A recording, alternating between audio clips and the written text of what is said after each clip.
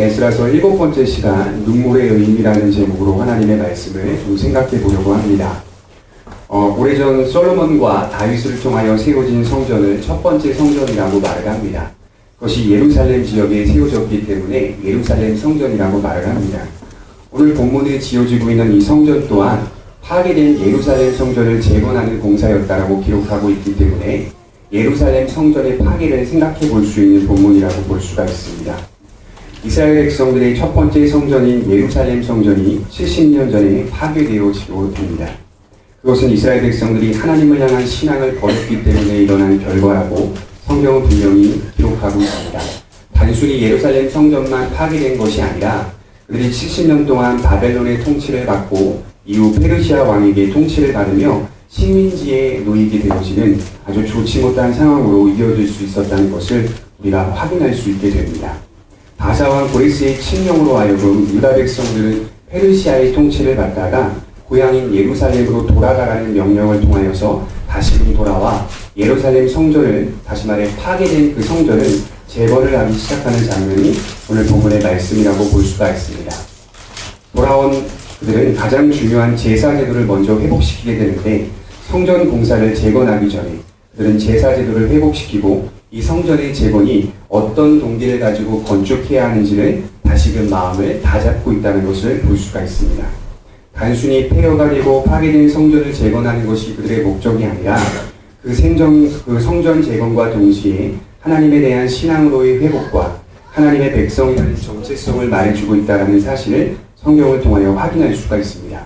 특별히 본문의 3장 7절에 보게 되면 유다 백성들이 고향으로 돌아와서 성전 재건을 하기 전에 제사 제도를 회복한 후에 성전을 재건하기 위해 재료를 모았다라는 증거가 나옵니다.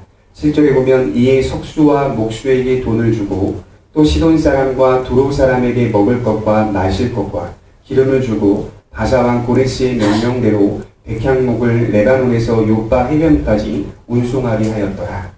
예루살렘 성전을 다시금 재건하기 위해서 레바논에서부터 재료들을 잘 모아서 예루살렘으로 지역까지 운송하게 되는 것을 기록하고 있다는 것을 볼 수 있습니다. 아주 재료를 잘 모았고요. 재료를 잘 모은 다음에 준비된 때에 성전 재건 공사를 시작하게 되는 겁니다. 사실 오늘 본문의 내용을 자세히 살펴보게 되면 오래전 다윗과 솔로몬을 통하여 세워진 첫 번째 성전 공사의 모습과 매우 흡사하다는 사실을 발견하게 됩니다. 오래전 다윗과 솔로몬을 통하여 세워진 성전 공사의 시작도 유대력으로 둘째 달에 시작되었다고 기록을 하고 있습니다. 오늘 말씀의 성전 재건 공사의 시작달도 똑같이 유대력으로 둘째 달에 시작되었다라고 8절에 기록하고 있습니다. 또한 공사 시작과 과정 가운데 레위인들이 감독자가 되어 공사를 관리했다라는 오늘 본문의 말씀도 역대하의 첫 번째 성전을 건축했던 그 역대하의 말씀의 내용과 동일하게 기록되어 있다는 것을 볼 수가 있습니다. 이 모습 또한 다윗이 레위인들을 배치한 것과 동일한 모습이었다는 것을 발견할 수 있죠. 또한 첫 번째 솔로몬 성전의 공사 기간이 약 7년이 걸렸다고 합니다. 오늘 본문 말씀의 성전 재건의 공사 기간도 대략 7년이 걸려서 두 번째 성전이 완성되게 되었다라고 또 기록을 하고 있습니다. 의도적으로 첫 번째 성전과 두 번째 성전을 비교하고 있다는 것을 알 수가 있는데 이것은 무엇을 의미하는 걸까 가만히 제가 찾아보니까 지금 이들의 성전 재건의 공사의 모습이 첫 번째 성전을 아름답게 지었던 이스라엘 백성들의 믿음과 일치하려는 모습임을 암시하고 있습니다. 단순히 건축을 동일하게 하겠다는 의미가 아니라 그 첫 번째 성전의 의미와 그 당시 지었던 이스라엘 백성들의 신앙과 아름다운 마음과 자세와 태도에 동일하게 우리가 맞추어서 성전 재건 공사를 하자라는 마음을 먹고 이 공사를 시작하고 있다는 것이죠. 의도적으로 이스라엘 백성들의 마음속에 첫 번째 성전을 그리워하고 있었던 겁니다. 첫 번째 성전을 지었던 이스라엘 백성들의 조상의 믿음을 그리워하고 있었다는 것을 볼 수가 있습니다. 쉽게 표현하면 그때의 아름다웠던 신앙으로 돌아가자 이런 말이죠. 그때의 아름답고 훌륭했던 신앙으로 돌아가자.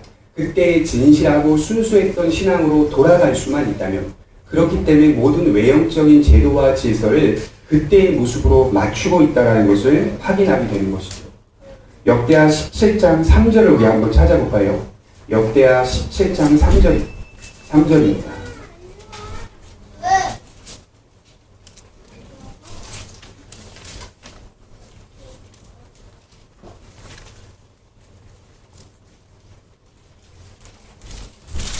성경을 좀 찾아보겠습니다. 역대하 17장 3절입니다.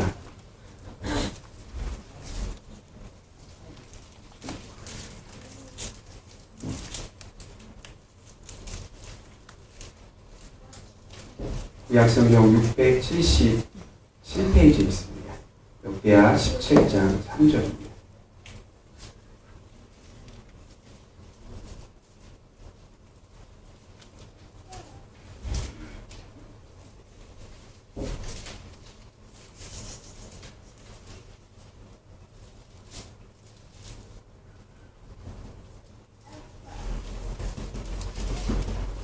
같이 한번 읽어보도록 하겠습니다. 역대하 17장 3절입니다. 시작. 여호와께서 여호사밧과 함께 하셨으니 이는 그가 그의 조상 다윗의 처음 길로 행하여 바알들에게 구하지 아니하고.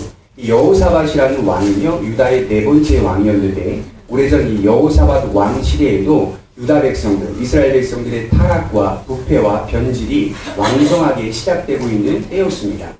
그런 그때 여호사밧 왕이 세워지고 이 여호사밧 왕이 어떠한 정책을 펼치냐면 그의 조상 다윗의 처음 길로 행하기를 원했다라고 말씀을 하고 있습니다. 자기 스스로의 신앙을 만들거나 그 신앙을 새롭게 하거나 그 신앙을 갱신하거나 하는 게 아니라 오래전 순수하고 아름답게 신앙생활했던 자신의 부친, 조부인 다윗의 조상의 길로 돌아가기를 원했다라고 기록을 하고 있다는 것이죠. 또한 예레미야 6장 16절 말씀을 보게 되면 이렇게 기록되어 있습니다. 여호와께서 이와 같이 말씀하시되 너희는 길에 서서 보며 옛적의 길, 곧 선한 길이 어디인지 물어보고 그리로 가라. 너희 심령이 평강을 얻으리라 하나 그들의 대답이 우리는 그리로 가지 않겠노라 라고 말씀하고 있습니다. 예레미야 선지자 또한 당시의 이스라엘 백성들에게 너희들의 신앙을 새롭게 하거나 너희들의 신앙에 새로운 어떤 것들을 만들어내어 신앙생활 하라고 얘기하는 것이 아니라 옛적에 아름다웠던 신앙으로 잘 찾아보고 물어봐서 그때의 그 본질적인 신앙으로 돌아가라. 그 신앙으로 갈 때 그러한 신앙이 강건하여지는 신앙이다라고 얘기하고 있는 것을 볼 수 있습니다. 그러나 당시 예레미야 선지자가 활동했던 시대의 유다 백성들은 이스라엘 백성들은 그리로 가지 않겠노라고 결정을 하고 있다는 것이죠. 인간의 마음은 항상 그렇습니다. 하나님의 말씀이 있잖아요. 하나님의 말씀이 기준이 되고 척도가 되어 있는 그 자리에 위치하고 있으면 항상 인간의 마음은 엇나가려고 노력하는 거예요. 빗나가려고 노력하는 거예요.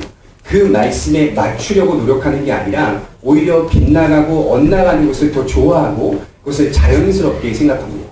죄 짓는 것이 숨 쉬는 것 같이 비슷한 자연스러움을 우리가 경험하게 됩니다. 오히려 선한 것을 추구하고 선한 길을 생각하며 선한 것에 대하여 고민하고 갈등하는 것이 더 어렵지 죄 짓고 또 하나님 앞에 넘어지고 하나님 앞에 연약한 인생을 살아가는 우리의 모습을 발견하는 것은 어렵지 않고 매우 쉽다는 것을 우리가 확인하게 되는 것이죠. 성경에서 하나님이 하나님의 백성들에게 지속적으로 요구하는 것이 있다면 그것은 하나님을 올바로 믿었던 믿음의 조상의 모습으로 돌아가라는 거예요. 믿음의 조상, 거룩하고 진실하고 정직하게 믿었던 진실한 신앙을 가졌던 그 본질적인 신앙으로 돌아가라. 돌아가라. 늘 하나님께서 우리에게 그렇게 요구하고 있다라는 것입니다. 특별히 오늘 본문을 다시 돌아가서 보게 되면 10절 말씀을 한번 보겠습니다. 에스라 3장 10절입니다.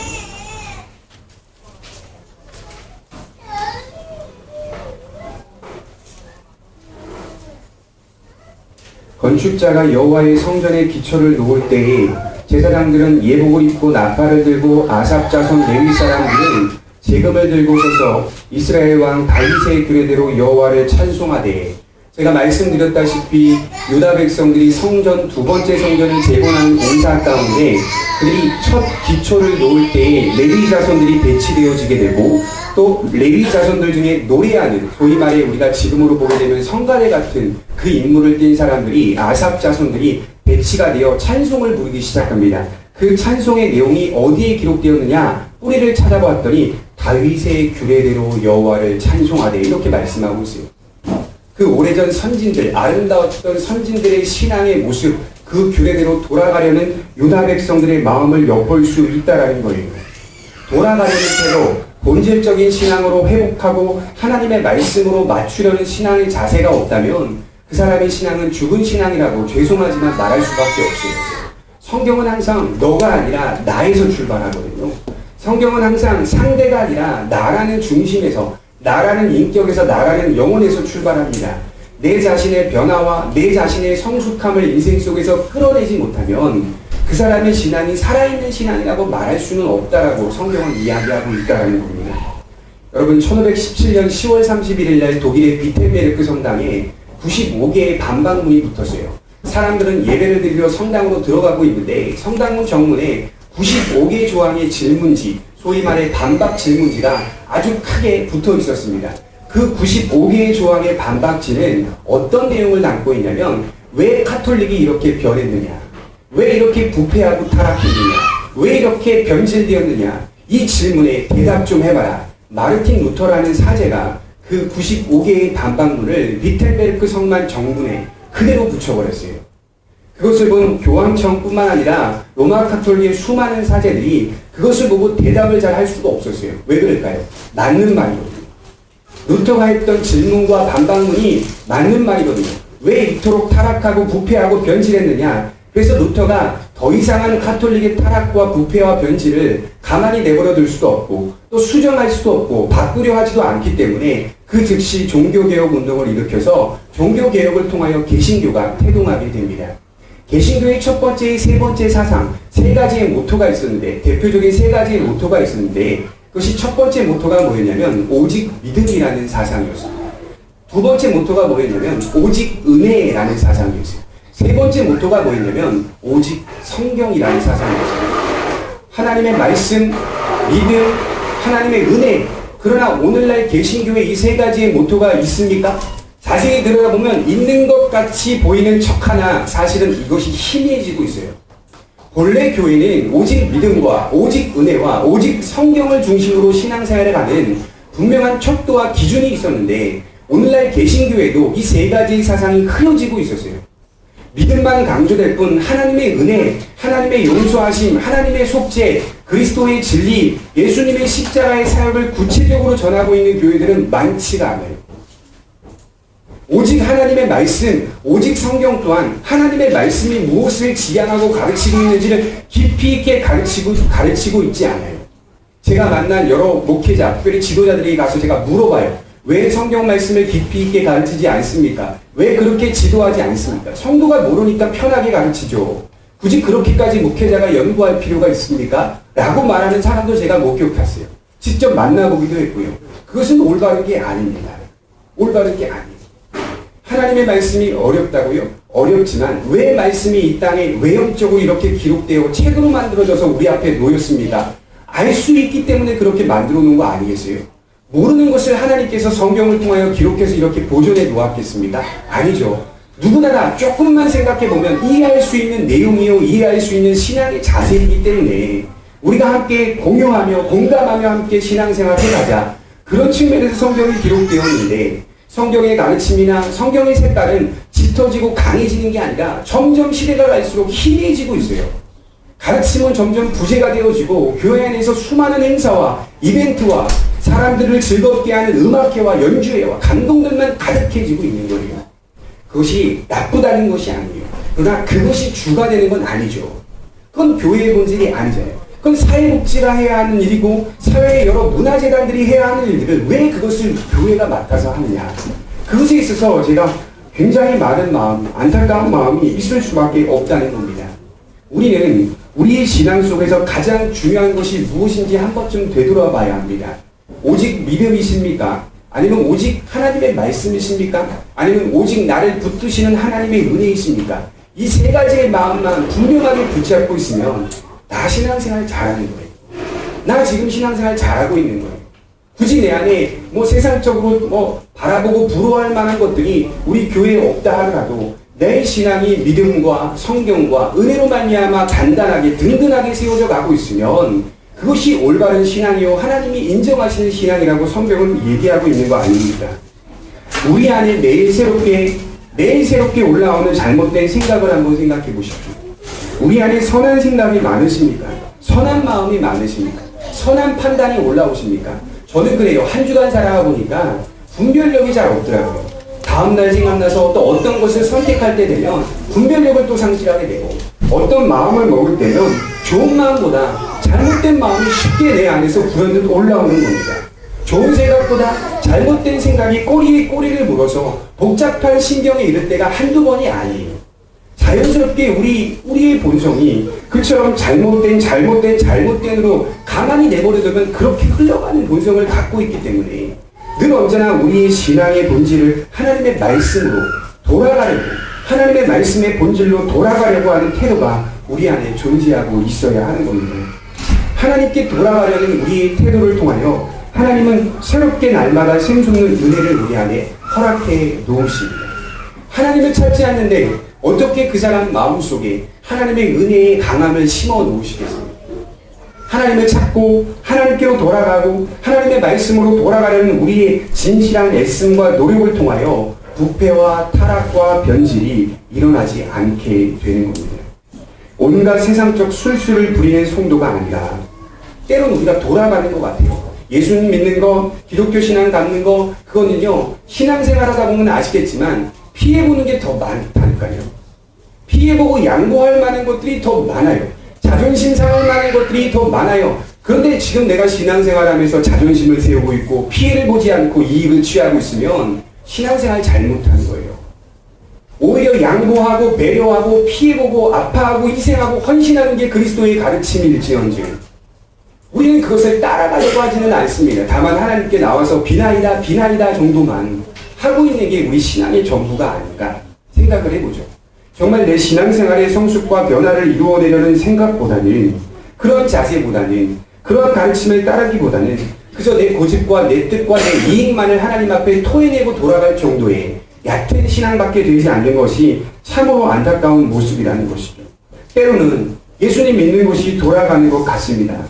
그러나 우리는 그것이 돌아간다고 생각해서는 안 됩니다. 그게 지금 길이죠. 오늘 말씀대로 때로는 돌아가는 것 같지만 정직히 행하며 세상의 모습을 부러워하지 않고 하나님만을 바라보며 걷는 것이 하나님이 기뻐하시는 신앙이 아니겠냐 이 말이죠. 세상 사람들은 모여서 대화하는 걸 들어보십시오. 깊이 있는 대화하는 사람도 있습니까? 카페를 가든 식당을 가든 어디 가서 대화하는 건 다 거기에요. 몇 평에 사느냐, 남편이 어떤 사업에 성공했느냐, 얼마나 비싼 백을 갖고 다니느냐, 얼마나 좋은 자동차를 끌고 다니느냐, 다 거기에요. 적어도 하나님의 형상으로 존귀하게 창조된 인간이라면 그러한 고백과 그러한 내용으로 시간을 보내며 대화하는 게 아니라 정말 인생의 목적과 가치가 무엇인지, 인생의 무게감이 무엇인지 한 번쯤 생각해 보아야 할 거 아닙니까? 어제 제가 장례식장을 갔습니다. 장례식장에 갔는데요, 세브란스 병원 장례식장인데 이제 제 친구의 아버님이 돌아가신 거예요. 가보니까 기독교 장입니다. 아버님이 장로님이신데, 근데 수년 동안 그 암으로 투병하다가 결국에는 이제 하나님의 부름을 받고 돌아가셨는데, 장례식장 갔더니 제가 느끼는 게 있어요. 갈 때마다 장례식장 갈 때마다 느껴요. 뭐냐면 믿음이 신실한 가정의 장례식장은요, 밝아요. 장례식이 아니에요. 가보면 통곡하고 애곡하는 개념이 아니라 그냥 어느 정도의 슬픔은 갖고 있을 때 하나님이 품으시고 영원한 생명으로 들어갔다라는 그 존귀한 기쁨이 그 유가족들에게 다 묻어 있는 거예요. 그러니 슬퍼하고 애통하고 통곡하는 건 어느 정도만 하고, 예배하며 대화하며 어떻게 지냈습니까? 그런 얘기하면 서로 안부를 묻고 있다. 함께 예배를 드리면서 그런 깨달음을 얻었습니다. 하나님의 백성들이 이런 거와 마찬가지입니다. 하나님의 백성들의 모습이 이와 같아요. 진실한 신앙으로서 인생을 살다가 하나님이 부르실 때 하나님께로 올라가 그 안에서 영원한 생명을 누린다는 그 사실에 격려가 되고 위로가 되어 오늘도 내가 지금 살아가고 있다는 것에 감사하며 어디를 볼 거냐 이 말이죠. 하나님의 나라를 보며, 뭐 우리의 가정을 볼 겁니까? 우리의 엄마를 볼 거예요? 아빠를 볼 거예요? 내 친구들을 볼 거예요? 형제들을 볼 거예요? 그런 소리 하지 마십시오. 결혼하면 형제들 관계도 다 끊어질 수도 있는 거예요. 네? 부모님 그런 소리 하지, 부모님이 평생 동안 우리를 인도하시지 않아요. 세상에 믿을 대상이 없습니다. 신뢰를 할 만한 대상은 있을 수는 있지만 온전하게 믿을 만한 대상은 세상에 아무것도 없어요. 믿음이라는 것은 영원한 대상이 되는 겁니다. 영원한. 우리의 죽음까지만이 아니라 죽음 이후를 넘어서 끝까지 영원토록 하나님과 함께 동행하며 즐거워하며 기뻐하는 그 나라를 소망하기 때문에 오늘 위로를 받고 격려를 받으며 나아갈 수 있다는 거예요. 유가족이, 장례식을 치르고 있는 유가족이 오히려 제가 가서 인사를 하고 위로를 해야 되는데 그 사람이 저를 위로를 하고 있다는 거예요. 이해 안 되지 않습니까? 갔더니 저를 위로해요. 뭐라고 위로하냐면 목회하기 바쁘죠. 목회하기 힘들죠. 존댓말을 써주면서 친구가 저를 위로해요. 바쁜데 뭐하러 왔어요? 목회하기 힘들고 목회하기 어려운데 뭐하러 왔어요? 유가족이 그렇게 걱정하는 사람이 어디 있습니까? 그의 신앙과 믿음이 단단하다는 내용입니다. 단단하다는 증거입니다. 오히려 자신의 슬픔과 자신의 부모의 죽음으로 애통해야 하는 것이 맞은데 그것보다 오히려 온 사람들을 챙기고 있으니 그것이 그리스도를 믿는 신앙의 본질이 아니냐. 그런 생각들을 해보게 되면서 돌아오게 되었습니다. 이스라엘 백성들이 첫 번째 성전으로 맞추어서 성전 재건 공사를 하려고 하고 있는 그들의 마음도 이와 같았습니다. 다윗 시대 때 지었던, 솔로몬 시대 때 지었던 첫 번째 성전의 신앙의 모습으로 돌아가자. 그 아름답고 진실했던, 정직히 행했던 그 신앙의 모습으로 돌아가자. 그래서 그들의 신앙의 모습이 일치를 이루려는 자세를 지금 성경을 통하여 우리가 확인할 수 있다는 것입니다. 성전 재건 공사를 시작하는 유다 백성들의 자세는 이와 같았습니다. 올바른 신앙을 목표로 하여 불순한 신앙의 모습을 버리고 하나님만을 바라보며 그의 율법을 마음에 새겨 그것에 따라 살고자 하는 순수한 신앙으로 돌아가려는 그들의 자세가 있었습니다. 우리 12절과 13절을 말씀을 한번 볼까요?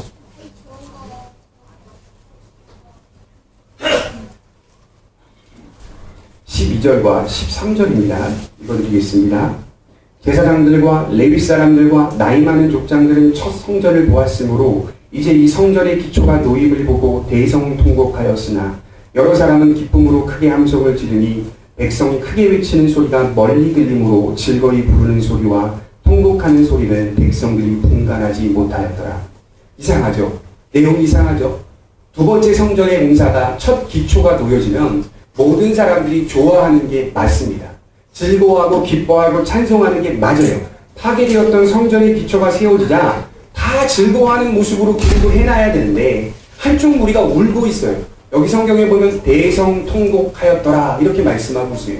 여기서 원문의 히브리어 원문에 보게 되면 이렇게 기록되어 있습니다. 성전의 기초가 세워지자 원로 지도자들이 이것을 보며 크게 소리내어 울었더라 이렇게 기록되어 있어요. 원로들의 눈물은 어떤 의미일까요? 한쪽에서는 막 즐거워하고 기뻐하고 우리 할 수 있다. 다시금 성전이 세워진다. 함성을 지르며 여호와를 찬송하고 있는데 한쪽 편에서의 원로, 나이가 많이 든 노년의 지도자들은 울고 있습니다. 크게 크게 울고 있어요. 그 웃고 있는 소리와 울고 있는 소리가 먼 곳에 사는 사람들에게 들리는데 분간이 잘 안 돼요. 이게 우는 건지 이게 웃는 건지 여러분 웃는 소리가 클까요? 우는 소리가 클까요? 어떤 게 더 클 것 같습니까? 우는 소리가 크죠. 그죠? 네. 당연한 겁니다. 그러니까 성경 기자가 아주 면밀하고 분명하게 기록을 하는 거예요. 우는 소리가 더 많이 웃고 있는 사람들보다 더 크게 들릴 수 있는 거거든요. 한 사람이 우는 소리가 10사람이 웃는 소리보다 더 크게 들릴 수 있어요. 거기다가 성경은 대성통곡하며 울고 있으니 엄청나게 크게 들리죠. 그러니 웃고 있는 건지 저 사람들은 울고 있는 건지 분간이 안 되는 거예요. 그래서 오늘 말씀을 통하여 저는 이 원로 지도자들이 왜 울었는지 이 눈물의 의미를 두 가지로 좀 간단하게 생각해보고 마치도록 하겠습니다. 첫 번째로 원로 지도자들의 눈물은 한마디로 아쉬움의 눈물이었습니다. 그리고 그 아쉬움은 슬픈 역사를 떠올리게 만드는 쪽으로 나아가게 되었습니다. 한번 생각해 볼까요? 건물의 유형을 볼 때 첫 번째 성전과 두 번째 성전은 아주 큰 차이가 있었습니다. 첫 번째 솔로몬 성전은 웅장했고 화려했고 아름다웠습니다. 역대하를 보게 되면 막 금이 몇 톤이요, 은이 몇 톤이요, 수많은 재물, 막 수많은 재산들을 다 긁어 모아가지고 의리의리한 성전을 지었어요. 그게 바로 첫 번째 솔로몬 성전입니다. 그러나 두 번째 성전은요, 웅장하지도 않았고 화려하지도 않았고 아름답지도 않았습니다. 첫 성전을 어린 시절에 원로들은 모았어요. 지금도 원로가 되었지만 약 70년 전에 자기가 애기였을 때 어린 시절에 모았던 첫 번째 성전은 웅장하고 화려했고 아름다웠어요. 근데 두 번째 성전은요, 화려하지도 않고 웅장하지도 않고 아름답지도 않은 겁니다. 그것을 보면서 너무 형편없어 보이는 두 번째 성전 재건 공사를 보며 아쉬움의 눈물을 흘리고 있는 겁니다. 또한 이 눈물은 그냥 아쉬움의 눈물이 아니라 이 눈물은 그들의 슬픈 역사의 기억에 대한 통곡으로 이어지게 되는 겁니다. 왜 우리가 지금 이 모양 이 꼴이 되었는가? 왜 우리가 지금 이렇게 형편없는 성전을 짓고 있는가? 돌아보았더니 그들이 내린 결론은 뭐냐? 하나님이 두동강 나게 하셨고 하나님이 이스라엘을 버린 것처럼 인도하셨다. 우리가 하나님을 버렸고 우리가 하나님을 떠났고 온갖 잡다한 신을 숭배했으며 그것을 즐거움으로 삼아 이방 민족들과 동일하게 삶을 살아갔기 때문에 이러한 일들이 일어났다. 하나님이 오래전 야곱과 맺으신 언약, 시나이산에서 이스라엘과 맺으신 언약을 버린 채 그들은 정처 없이 하나님을 배반하기 시작했습니다. 그런 그들은 결국 다른 나라의 통치를 받게 되는 신세가 되었고 예루살렘 성전은 파괴되고 말았습니다.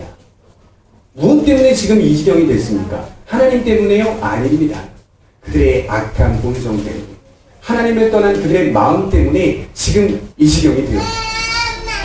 제가 오래전 군생활을 파주에서 했는데요. 파주에서 휴전선에서 군생활을 할 때 그곳에 어느 날 원로 되시는 분들이, 나이 지긋이 먹으신 분들이 한 무리로 관광 차원에서 휴전선에 오신 적이 있어요. 휴전선에 오셔가지고요, 그 가까이 보이는 북녘 땅을 바라보면서 시간을 보내다가 돌아가셨습니다. 근데 그분들은요, 그 북녘 땅을 바라보면서 대부분 다 눈물을 흘리고 계시더라고요. 그래서 제가 그곳에서 근무를 하다가 물어봤어요. 왜 눈물을 흘리시냐고. 그래 그분이 이렇게 말씀하시는 거예요. 전쟁을 경험했던 사람들이면 당연히 눈물을 흘릴 수밖에 없다. 이렇게 말씀하세요. 6.25 전쟁에 참전했던 사람들 또는 경험했던 사람들이라면 이 눈물이 어떤 의미인지 젊은 너희들은 모를 거다. 이렇게 말씀하시는 거예요. 그러면서 한 노인이, 지긋이 먹은 노인이 이렇게 말씀을 하시는 거예요. 사람의 욕심 때문에, 사람의 나쁜 마음 때문에 전쟁이 일어난 겁니다. 이제 곧 천국을 바라보는 그 나이에 된 그 노인이 무슨 철학적인 얘기를 하거나 아주 깊이 있는 얘기하거나 심도 있는 얘기한 게 아니라 사람의 마음 때문에 이런 일들이 일어난 겁니다. 사람의 욕심 때문에 전쟁이 일어난 겁니다. 이스라엘의 멸망은 그들의 타락 때문에 일어난 겁니다. 하나님을 버린 그들 자신 때문에 일어난 겁니다. 여러분, 왜 며칠 전 탄핵이 가결되었습니까? 왜 그랬죠? 아싸 좋다, 대통령 끌어내니까 기분 좋다 함성을 지르면서 우리 승리했다 소리칠 만한 게 아니잖아요. 가만히 생각해보면 그럴 만한 일이 아니에요. 우리 역사에 한 슬픈 기점을 긋는 일이 된 거예요. 물론 그 일이 일어난 것이 왜 일어난 것입니까? 위정자들의 타락 때문 아닙니까? 위정자들의 부패와 변질 때문 아니에요? 그것이 가슴 아픈 우리의 역사의 한 기점이 아니냐 이 말이죠. 모든 일에 넘어짐은, 모든 일에 비틀어짐은 아주 간단합니다. 인간의 마음에서 출발하는 거예요. 인간의 마음. 비틀어짐, 무너짐, 휘어짐은 인간이 갖고 있는 잘못된 사상과 마음, 삐뚤어진 생각, 삐뚤어진 행동, 삐뚤어진 태도, 인생을 살아가는 삐뚤어진 목적. 거기서 뒤틀려지면 지금 나라 전체가 다 뒤틀려지게 되는 거예요. 우리는 지금 그걸 경험하고 있는 거 아닙니까? 그렇다면 우리 신앙을 한번 적용해 볼까요? 우리 신앙이 비틀어진다면, 우리 신앙의 본질이 비틀어지고 휘어진다면 마땅히 내 본성과 본질이 비틀어지고 휘어졌기 때문에 내 행동도 그것을 추구하게 되는 겁니다. 마음에서 시작된 본질은 행동으로 나타나게 되는 겁니다. 마음이 비틀어지지 않고 마음이 휘어지지 않는다면 행동도 그렇게 살아가려고 애쓰거나 노력하지 않게 되는 것이죠. 이스라엘의 멸망이 그로부터 시작되었습니다. 그들의 타락 때문에 일어난 겁니다. 그들이 계속해서 타락하자 하나님은 그들을 내버려 두십니다. 버려두십니다. 우리 역대하 15장 17절 말씀을 한번 찾아볼까요? 역대하 15장 17절입니다.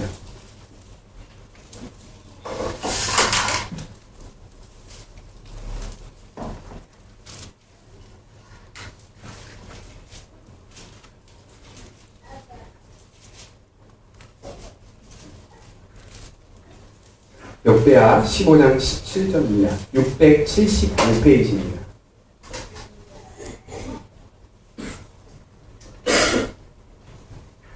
역대하 15장 17절입니다.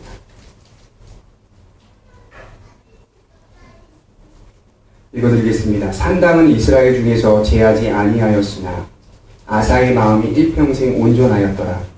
그가 또 그의 아버지가 구별한 물건과 자기가 구별한 물건 곧 은과 금과 그릇들을 다 하나님의 전에 드렸더니 이때부터 아사 왕 35년까지 다시는 전쟁이 없으니라.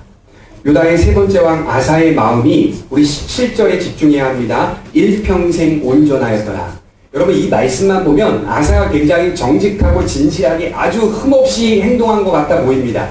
인생을 아주 똑바로 살았구나 그렇게 보이는데요. 사실 요 다음 장에 가서 보게 되면 아사가 하나님 앞에 죄짓고 범죄했던 내용들이 아주 낱낱이 기록되어 있어요. 그럼에도 불구하고 하나님이 아사를 평가할 때 뭐라고 평가하셨냐면 아사의 마음이 일평생 온전하였더라 이렇게 평가하셨어요. 왜 그랬을까요? 하나님은 아시는 거예요. 인간이 넘어질 수밖에 없는 존재이고 실수할 수밖에 없는 존재인 걸 아시는 거예요. 제가 여러분들에게 강조하죠. 여러분 신앙의 생활 속에서 여러분 하나님을 믿는 믿음이 온전하여져야 합니다. 온전하십시다. 온전합시다. 라고 명령하여도 가르쳐도 우리 온전할 수 없는 거거든요. 우리 넘어질 수밖에 없는 거거든요. 그럼에도 불구하고 하나님이 아사를 평가하고 인정하실 때는 이렇게 인정해요. 아사의 마음이 일평생 여호와를 향하여 온전하였다. 왜 이렇게 하나님이 평가했을까요? 하나님은 아십니다. 그가 부족한 점은 있었으나 그럼에도 그는 하나님을 인생 전체에 붙잡고 있었어요. 떠나지 않고 하나님을 향한 마음을 향하고 있었어요. 하나님은 그것을 크게 본 거예요. 그가 넘어진 걸 크게 본 게 아니라 그가 끝까지 하나님을 향하고 있고 그가 끝까지 하나님을 바라보고 있는 그 마음을 크게 보고 계시는 거예요. 하나님께서는요. 사람들을 평가하실 때 그가 죄를 더 많이 지었니? 덜 지었니? 그걸 평가하는 게 아니라 넘어졌다 하더라도 그가 죄를 지었다 하더라도 끝까지 여호와를 향하여 회개하고 마음을 돌이키지 않고 하나님을 붙잡고 있느냐 그걸 평가하시는 겁니다. 여러분들에게 무슨 흠없이 살라고 하나님이 요구하는 줄 아십니까? 천만의 말씀입니다. 흠없이 살 수 있는 사람이 세상에 어디 있습니까? 하나님은 그걸 평가하지 아니하시고 하나님은 우리를 바라보며 평가하실 때 우리의 온전한 신앙과 우리의 믿음과 우리가 갖고 있는 진리가 끝까지 우리 인생 전체를 붙들고 그 진리의 방향성을 가지고 끝까지 인내하고 견디며 하나님을 붙잡고 있는가 그것을 보면서 하나님이 우리를 평가하신다는 거예요.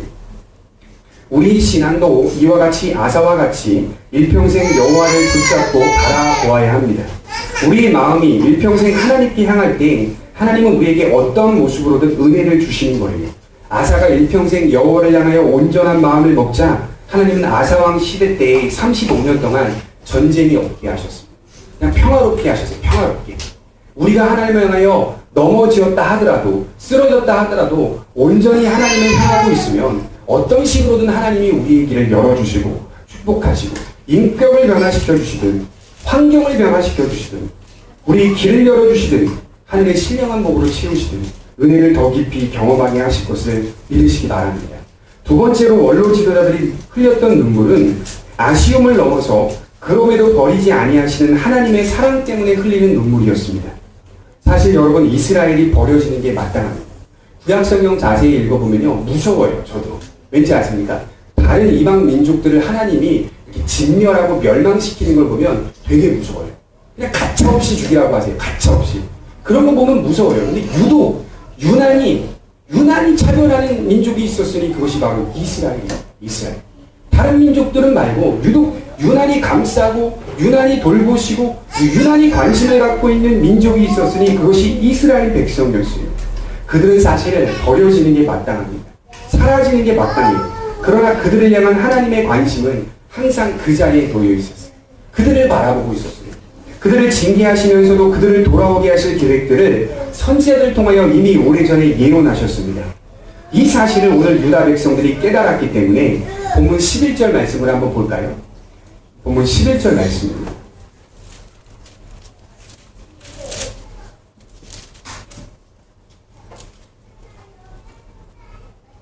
찬양으로 화답하여 여호와께 감사하여 이르되 주는 지극히 선하심으로 그의 인자하심이 이스라엘에게 영원하시리다. 하니 모든 백성이 여호와의 성전 기초가 놓임을 보고 여호와를 찬송하며 큰 소리로 즐거이 부르며. 노인들이 눈물을 흘렸던 그들의 눈물의 내용과 의미는 하나님의 성전의 기초가 세워질 때 찬송했던 레위 자손, 아삽 자손들의 찬송시의 내용과 동일했다니까요. 그들의 눈물은 여호와의 인자하심과 선하심은 영원하미로다. 그 눈물이었던 거예요. 그들의 눈물은 여호와의 인자하심과 선하심은 그냥 영원하미로다. 이렇게 말하지 않고 누구에게? 이스라엘에게. 이스라엘에게 영원하미로다. 이렇게 말하고 있어요. 여러분 사실 이 말씀을 보면서 어떤 성경 말씀이 떠오릅니까? 시편 말씀이 떠올라야죠. 왜냐하면 이것은 시편을 인용하는 말씀이거든요. 시편에 보니까 시편 106편 1절에도 여호와께 감사하라. 그는 선하시며 그의 인자하심은 영원합니다. 시편 118편에도 여호와께 감사하라. 그는 선하시며 그의 인자하심이 영원합니다. 여기서 더 나아가세요. 136편 한 장 전체에는 처음부터 끝까지 여호와께 감사하라. 그의 인자하심은 영원합니다. 여호와께 감사하라. 그는 선하시며 그의 인자하심은 이스라엘에게 영원합니다. 한 장 전체가 감사하라. 인자하심과 선하심은 이스라엘에게 영원하다. 인자하심과 선하심은 이스라엘에게 영원하다. 전체를 거기다 다 할애하고 있어요.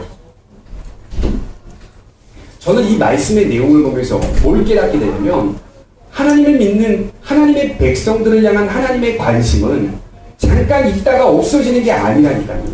잠깐 관심을 가졌다가 에이 얘 똑바로 안 사네? 버리자 이런 마음이 아니라 성경을 자세히 보시면 넘어졌다 하더라도 그의 인자하심과 선하심이 그를 향하여 영원한 겁니다. 버려지는 게 아니라 그의 인자하심과 선하심이 그를 향하여 영원한 거예요. 버려지는 게 아니에요. 하나님이 한번 믿음을 주신 그의 은혜, 은총을 받은 성도라면 그의 인자하심과 선하심은 항상 그에게 존재하고 있는 그에게. 비록 그가 넘어졌다 하더라도. 우리 말씀을 마지막으로 한번 찾아보겠습니다. 시편 16편 3절을 보겠습니다.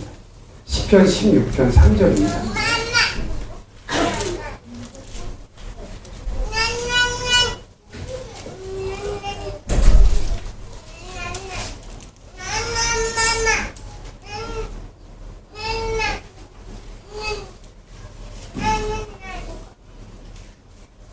시편 16편 3절입니다.